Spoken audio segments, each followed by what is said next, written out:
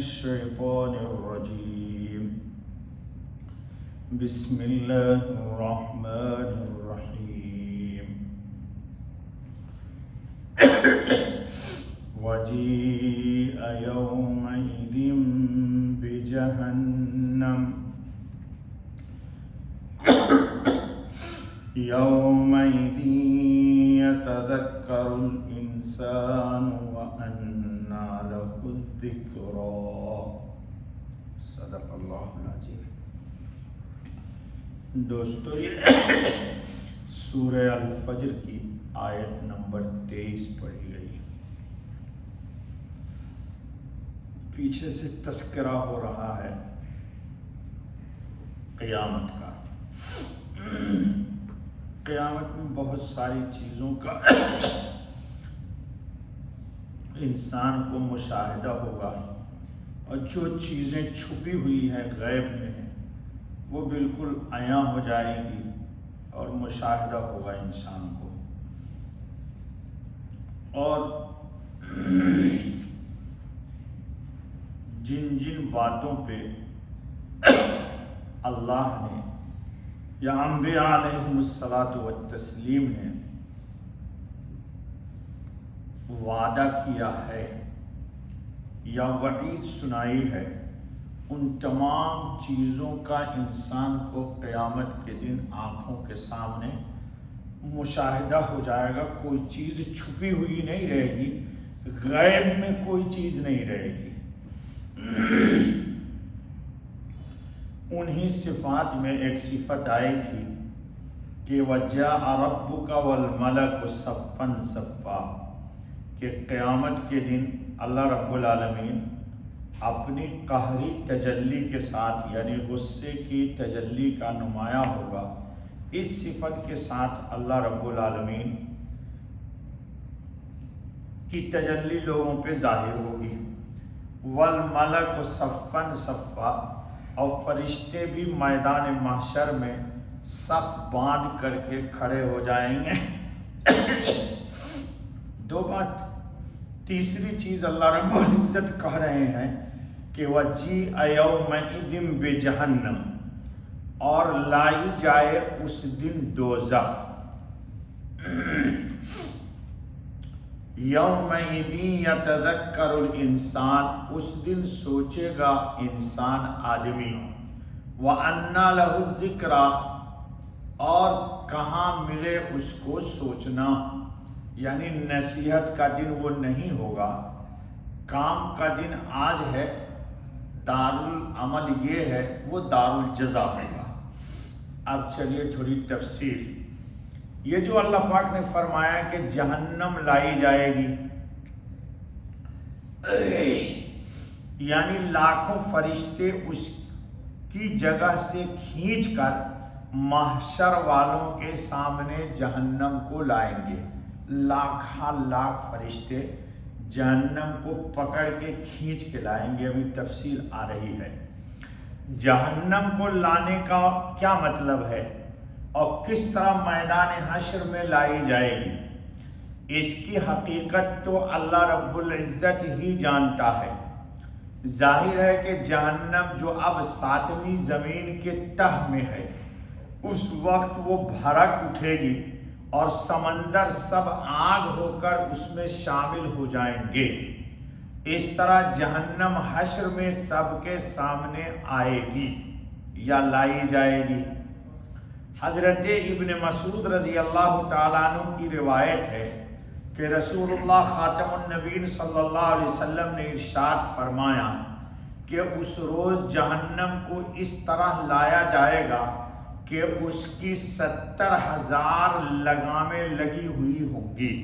جہنم کے منہ میں 70,000 لگام لگی ہوگی، اور ہر لگام کو 70,000 فرشتے کھینچے ہوئے ہوں گے۔ حدیث میں ہے کہ یوتا بجہنم لہا 70,000 زمام ومع کل زمام 70,000 ملک۔ 70,000 لگام، اور ہر لگام کو 70,000 فرشتے کھینچے ہوئے ہوں گے۔ اس کے باوجود میرا اللہ، آپ کا اللہ قرآن میں کہہ رہا ہے کہ تکاد تمیز من الغیظ، وہ غصے سے پھٹ پڑے گی، اس کو پکڑا اس کو پکڑا، جیسے ایک آدمی میں شدید دو میں جنگ جدال ہو جی، اب بہت تگڑے تگڑے لوگ ہیں لڑ رہے، تو غصے کے وقت انسان کی کچھ طاقت زیادہ ہی نمایاں ہوتی ہے، 10 اس کو پکڑ رہے 10 اس کو پکڑ رہے، لیکن یہ سب کو چھوڑ چھوڑا کر کے جاتا ہے، غصے دے دیتا ہے جی۔ دیکھا ہے جھگڑا ایسا قابو میں نہیں آتا، حالانکہ ایک آدمی ہے 10 سنبھال لے، تو جہنم کو کتنے فرشتے ہوں گے؟ 70 کو 70 سے ضرب دیجئے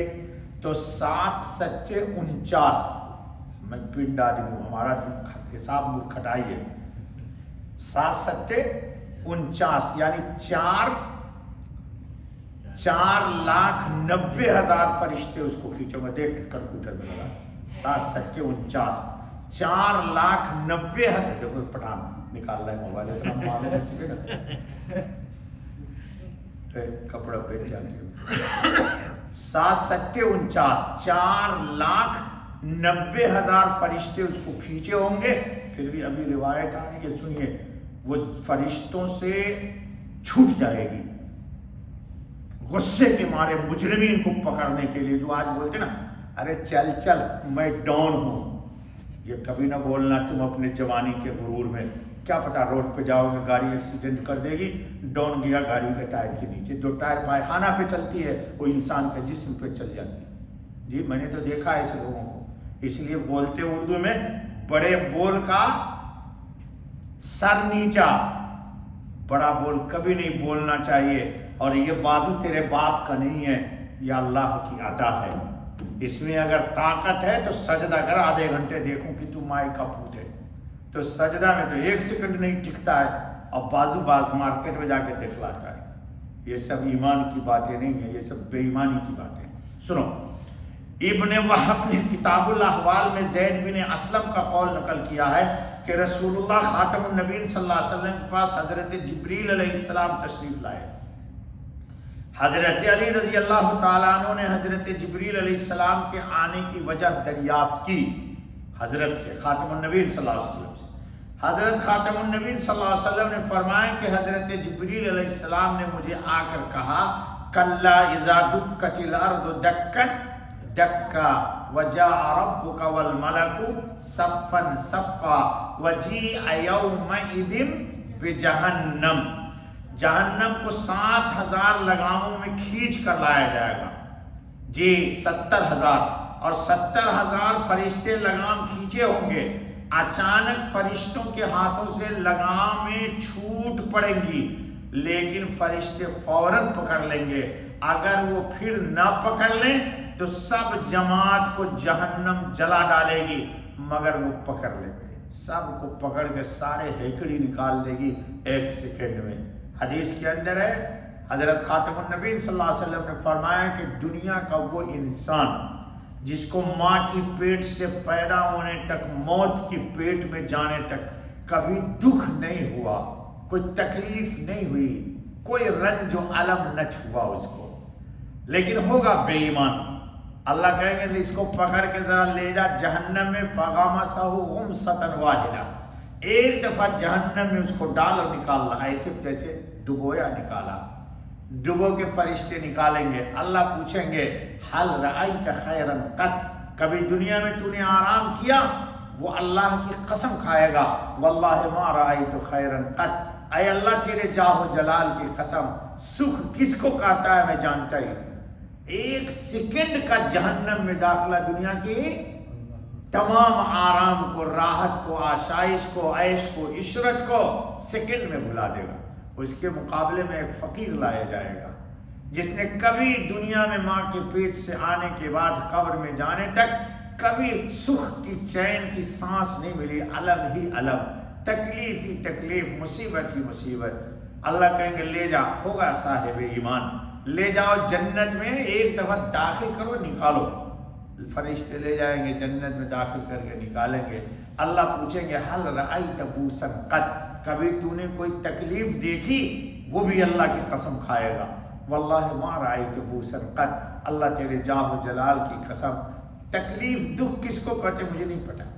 ایک سیکنڈ کا جنت کا داخلہ دنیا کے سب غم کو بھلا دے گا، اور ایک سیکنڈ کا جہنم کا داخلہ دنیا کی تمام راحت و عیش و عشرت کو دل سے مٹا دے گا۔ اللہ تعالیٰ ہم سب کو